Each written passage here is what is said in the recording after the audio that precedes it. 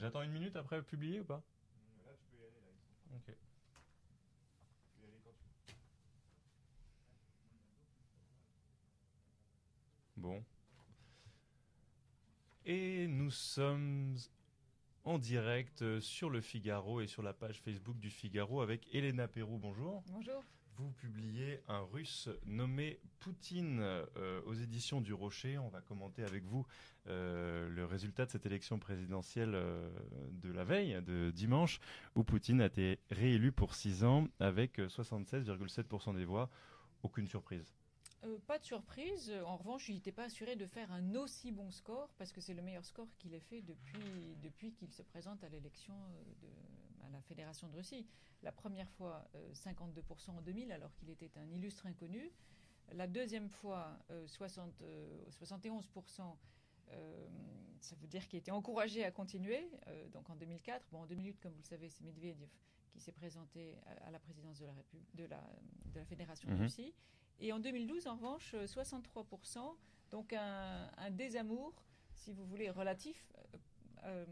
Et donc c'est son plus haut score. L'interrogation qu'on avait, c'était sur la participation. Le Kremlin avait fixé un objectif à 70%. On est un peu en deçà. Vous considérez quand même que c'est un plébiscite ? C'est un plébiscite. La participation n'est peut-être pas à la hauteur de ce qu'espérait le Kremlin, mais elle est quand même plus importante qu'en 2012. Je crois que c'était 65% en 2012. 2 points dessus, effectivement. Donc la participation est plus importante. Une question déjà qui revient assez régulièrement quand on parle de Vladimir Poutine, de son pouvoir politique. Est-ce qu'il est vraiment si populaire que cela en Russie, ou est-ce que l'électeur russe n'a finalement tout simplement pas le choix ? Non, il est très populaire. Ça, c'est un peu des deux, peut-être. C'est un peu des deux, bien sûr. Mais sa popularité est réelle et elle a été mesurée de manière très nette en 2014. Si vous voulez, si cette élection d'hier, du 18 mars, s'est déroulée un 18 mars, c'était évidemment un hommage au 18 mars 2014. Un événement vécu de manière totalement différente, que l'on soit russe ou occidental. Et c'est intéressant que vous parliez justement de cet anniversaire des 4 ans de l'annexion de la Crimée.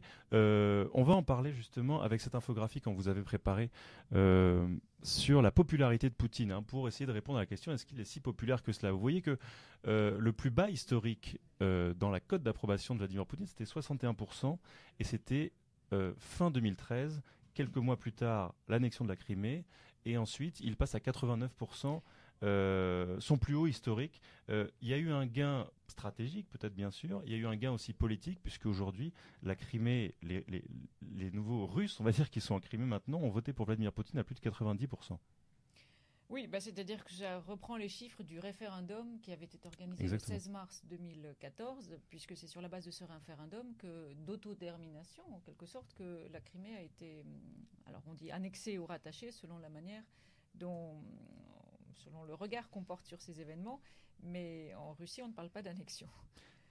Oui, c'est vrai, vous parlez du retour de retour et on parle même Crimée. de réunification, c'est-à-dire que le terme que Poutine utilise dans son discours du 18 mars 2014, il fait référence à la chute du mur de Berlin et la réunification de l'Allemagne en s'adressant particulièrement aux Allemands et leur demandant d'avoir une compréhension particulière du fait de leur histoire propre pour ce qui s'est passé en Crimée. Vous êtes nombreux déjà à réagir sur Facebook. Max, Nicolas, Philou, posez-nous vos questions, on est là pour y répondre. Une autre question aussi qui revient assez régulièrement, c'est sur l'autorité évidemment de Vladimir Poutine. Il y a à chaque fois 2 écoles, ceux qui disent, comme Oleman par exemple, pour diriger un pays aussi vaste, il est nécessaire que le dirigeant mène le pouvoir avec quelques muscles, ne vous en déplaise. Et un autre internaute qui nous disait, le pouvoir appelle le pouvoir, il installe sa dictature. Vous le répétez dans votre livre, la Russie est une démocratie avec ses règles, mais récente. Très puisque jeune, voilà, Très elle jeune. est née en 1900, à la chute du mur finalement. Elle est née en 1991. La première élection d'un président au suffrage universel en Russie, c'est 1991, c'est Boris Yeltsin. Et cette élection de 2018 n'est que la 7e élection d'un président au suffrage universel. Du coup, que répondez-vous à ces internautes qui vous disent, pour diriger un tel pays, de toute façon, il faut un homme à poigne ? Alors, moi, c'est pas moi qui réponds. Moi, j'essaye de comprendre, si vous voulez, pourquoi les Russes votent Poutine. Ce sont des gens raisonnables, ils ne sont pas obligés de voter Poutine. Il y avait à chaque fois d'autres candidats. N'empêche que... Le principal opposant n'a pas pu, Alexei Navalny n'a pas pu concourir. Alors, le principal opposant, je ne sais pas si c'était le principal opposant en Russie. C'est vrai que ça a été un opposant très médiatisé, c'est vrai très médiatisé en Occident, c'est vrai qu'il a eu une forte présence, alors non seulement médiatique, mais réelle, et notamment dans la rue, par des manifestations auxquelles il a appelé à voter qui ont été nombreuses. Il a surtout assis sa notoriété sur la lutte contre la corruption, et qui est un fléau russe, et sur lequel il a parfaitement raison de mettre le doigt.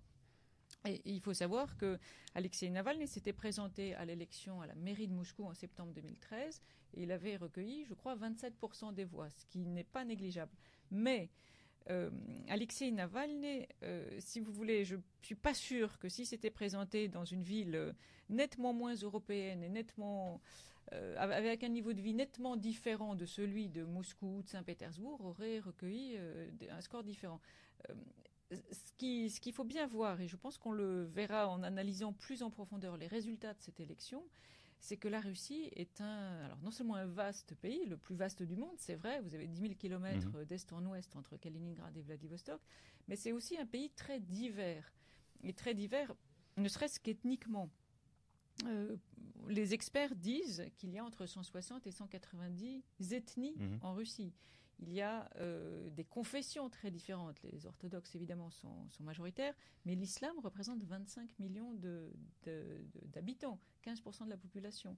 Donc cette diversité, on l'a pas toujours à l'esprit quand on regarde la Russie avec nos yeux d'occidentaux. On va parler quand même d'un mot du bilan de Vladimir Poutine, surtout sur la question économique, juste après ce sujet de Laure Kermanak sur justement le bilan économique de Vladimir Poutine. Vladimir Poutine s'apprête, sans surprise, à commencer un nouveau mandat à la tête de l'État russe. Mais est-ce que le Russe de 2018 vit mieux qu'avant? Petit bilan après 18 ans de pouvoir. Durant les années 90, le pays subit avec difficulté la chute de l'URSS, l'ouverture au capitalisme, mais aussi et surtout la crise financière de 1998. Pourtant, au moment de l'arrivée de Poutine, en 2000, le taux de croissance du PIB atteint 10%. Pendant ces 2 premiers mandats, la croissance russe s'est maintenue à un niveau relativement bon. C'est après 2008 que l'économie du pays va décliner. En 2016, près de 20 millions de Russes vivent sous le seuil de pauvreté, ce qui représente plus de 13% de la population. Les revenus du pétrole chutent, l'économie russe a du mal à se redresser vraiment. Depuis 2014, le pouvoir d'achat a diminué et les inégalités de salaire ne s'arrangent pas. Les revenus réels des consommateurs ont baissé de 19% entre octobre 2014 et mai 2017, à mettre en parallèle avec l'augmentation globale des prix de biens de consommation. En 2017, 10% des Russes déclarent ne pas avoir assez d'argent pour se nourrir et 39% pour s'acheter des vêtements. Mais échéance électorale oblige, pour éviter d'éventuelles critiques de son bilan économique, Vladimir Poutine a annoncé une hausse du salaire minimum de 139 à 163 € au 1er mai 2018. Par ailleurs, la Russie est en net recul en ce qui concerne les libertés de la presse et ne s'améliore pas au niveau de la corruption. Les tensions internationales restent une source d'inquiétude pour la population et le taux de défiance à l'égard des États-Unis continue d'augmenter. Pourtant, la qualité de vie moyenne sur le pays, calculée par rapport à l'espérance de vie à la naissance, le niveau de scolarisation et le pouvoir d'achat, progresse, même si son niveau en 2014 est équivalent à celui de la France de 1990.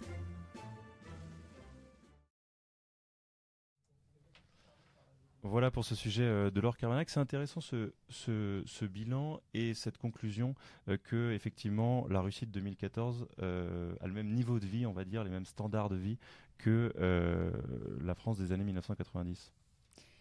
Oui, c'est-à-dire qu'en 2014, c'était un niveau de vie qui n'était pas mauvais.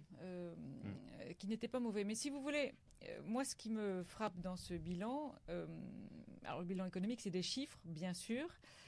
Mais je ne suis pas sûre que ce soit pour ces chiffres-là que les Russes aient voté Poutine. Il faut savoir que le mot de patrie en russe s'écrit avec un P majuscule, là où le mot État s'écrit avec un un E majuscule, si je puis dire, évidemment. Les mots ne sont... Ces initiales ne sont pas celles qu'on emploie en russe. Le critère économique n'est pas le premier quand on va voter en Russie. Le critère économique n'est peut-être pas le premier lorsqu'on va voter en Russie. Oui et non. Quand on vit avec, comme votre reportage vient de le montrer, avec moins de 160 € par mois, eh bien, on ne pense pas d'abord à la liberté de la presse. C'est ça que je veux dire. Et quand je vous parle de la patrie et du patriotisme, qui est vraiment le fil rouge de toute l'action de Vladimir Poutine, c'est que lorsque Poutine arrive au pouvoir en décembre 1999, la Russie est à genoux et la Russie ne croit plus en son avenir. Et un indicateur, je ne sais plus s'il est dans votre reportage ou pas, c'est que la Russie a perdu 5 millions d'habitants quand même entre 1990 oui, un taux de natalité qui est très faible. Et 2010. Non seulement un taux de natalité qui est faible, mais surtout un taux de mortalité qui est très important. Et une espérance de vie qui s'était vraiment cassée la figure au cœur des années 90. Quand vous songez que le plus bas était atteint, je crois, en 94 pour les hommes, l'espérance de vie était de 58 ans. Si vous voulez, à travers ces indicateurs qui ont trait à l'espérance de vie et au taux de fécondité, ça on va peut-être en dire un petit mot, on perçoit peut-être plus finement que par des chiffres qui se traduisent en euros ou plutôt en roubles, la réalité de la santé morale d'un pays. Qui, elle, va mieux, c'est ce que vous essayez de nous dire. Après 18 ans de pouvoir de Poutine. Mieux. Alors, si vous voulez, moi, ce que j'essaye de dire, c'est pas mon regard, c'est pas ça qui est important. Moi, j'essaye de faire parler les Russes et de comprendre comment les Russes voient Poutine. Et moi, ce qui m'a beaucoup frappé, c'est quelque chose que honnêtement, je ne savais pas, c'est l'appréciation que Solzhenitsyn donne de Poutine. Alors, je ne fais pas dire à Solzhenitsyn ce qu'il n'a pas dit. Solzhenitsyn est mort en 2008. Je ne sais pas ce qu'il aurait dit 10 ans après, même si, avec l'affaire de la Crimée, je pense qu'il aurait été tout à fait du côté de Poutine. Mais en 2007, il dit cette chose très claire. C'est la dernière grande interview qu'il donne avant de disparaître. Il dit « Poutine a hérité d'un pays à genoux, complètement démoralisé, et petit à petit, lentement, il s'emploie à le redresser. Et les gens n'ont pas apprécié tout de suite son action. » Et ça, c'est peut-être le plus important de ce qui explique le soutien, en effet, et l'adhésion des Russes à Poutine. Et puis, économiquement, malgré tout, les choses vont mieux.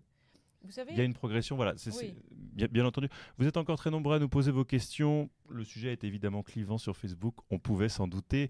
Il va devenir, comme la plupart des présidents dictateurs, nous dit Fanja, d'autres qui nous disent j'aime mieux Poutine, vive Poutine. Une question quand même intéressante de Loulou Tellier qui nous dit comment la Russie peut-elle organiser l'après-Poutine en sachant qu'il faudra succéder à un homme qui contrôle presque tout. Et ça fait écho à ce que vous dites dans votre livre. Vous citez... alors attendez, par rapport au fait que l'après-Poutine sera compliqué puisque Poutine est un petit peu au sommet d'une pyramide mais qui est fragile puisque il y a encore une corruption qui est importante, il y a encore... voilà. Alors comment préparer cet après-Poutine dans 6 ans ? Les deux points faibles qui ont été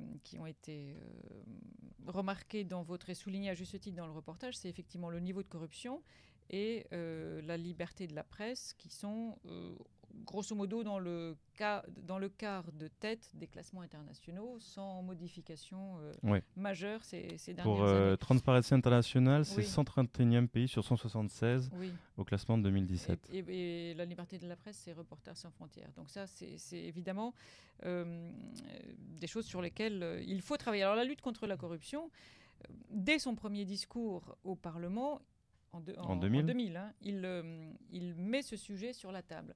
Malheureusement, la corruption est une réalité ancienne en Russie. La corruption, j'allais dire quotidienne, qui n'a pas été arrangée par les années de communisme. Vous pouviez donner un billet à un agent de police plutôt que de payer un PV. Vous pouviez donner un billet à un médecin pour vous faire soigner plus vite. Vous pouviez donner un billet pour rentrer dans telle école plutôt que telle autre. C'est terminé ça ? C'est pas complètement terminé, mais c'est à chacun. Ce que Poutine essaye de si vous voulez, Poutine a le sens des responsabilités. Je crois que c'est une qualité qu'on lui reconnaît, qu'on soit pro ou anti-Poutine en Russie. Mais justement, vous dites dans votre livre, c'est l'attitude de la population qui a changé par rapport à la corruption, mais la condamnation la plus énergique vient de Poutine lui-même. Après Oui. 18 ans de pouvoir, je veux dire, condamner la corruption, on a l'impression que c'est un opposant qui parle en disant il faut donner un coup de balai, la corruption, ce n'est plus Mais la possible. corruption, si vous Après voulez, 18 ans de pouvoir. mais c'est à chacun, à son niveau. Mhm. Si vous voulez, il n'y a pas 146 millions de Poutine en Russie. Et la question de la corruption. Non, mais de ma question, Poutine c'est sur sa réelle volonté de reste lutter contre ouverte. la corruption. Non, je crois que la volonté Mhm. est là. Vous savez, il a le souci d'une économie solide. Une économie solide ne peut pas reposer sur la corruption. Et il a le souci de l'image de son pays. Il sait parfaitement que la corruption abîme l'image de son pays. Donc c'est à chacun de se responsabiliser et Mhm. d'échapper à ces faits de corruption pour soi-même et son entourage. Un mot tout de même, on ne peut pas y échapper, sur l'affaire de l'ancien espion russe Sergueï Skripal. Au-delà de ce qui s'est passé, de la responsabilité possible des uns et des autres, est-ce que c'est de nature à envenimer durablement les relations entre la Russie et l'Occident ?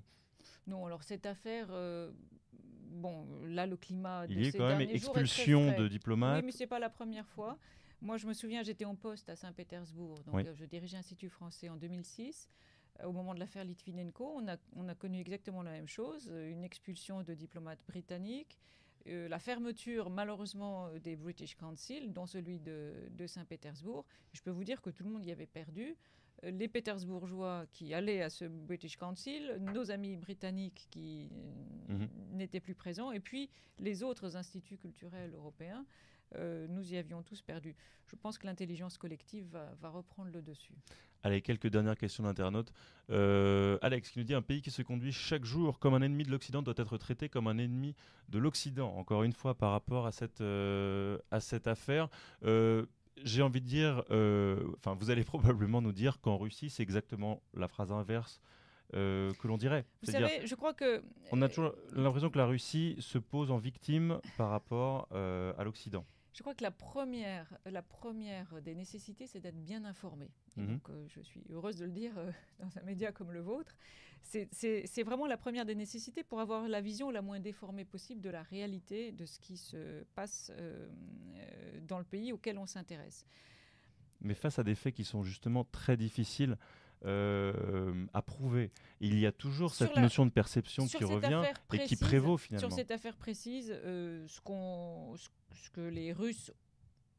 les informations que les Russes ont accès ne sont pas exactement les informations grand public, hein, j'entends bien sûr. Ce que savent les renseignements ne concerne que les renseignements. Mais je vais vous donner un exemple précis.